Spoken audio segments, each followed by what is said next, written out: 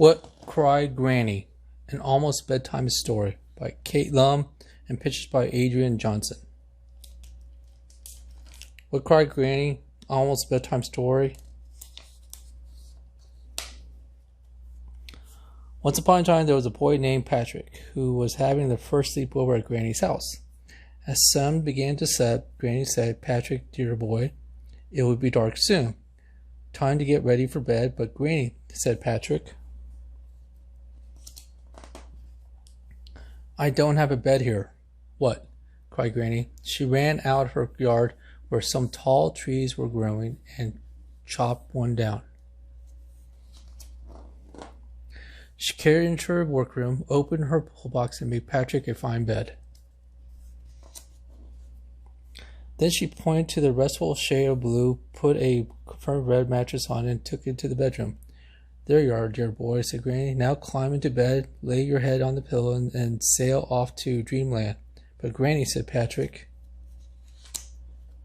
"What? I don't have a pillow here," cried Granny. She ran out of her henhouse, woke up the chickens, and collected a big batch of feathers. She took them to a sewing room where she made a bag of cloth. Then she stuffed it with feathers and sewed up nearly, and gave it to Patrick.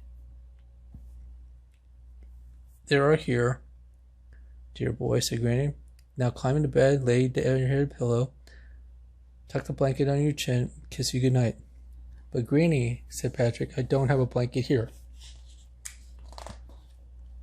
"What?"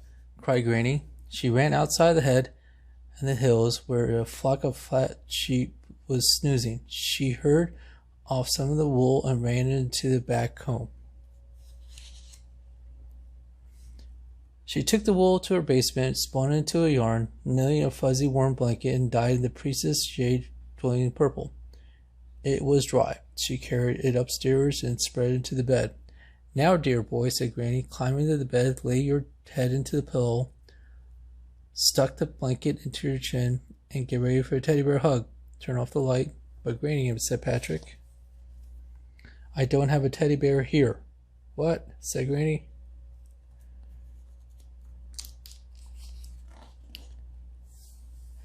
She grabbed her emergency sewing kit, tore down a living room curtains, cut, sewed stuff, and added button eyes and a red ribbon, made a teddy bear for Patrick.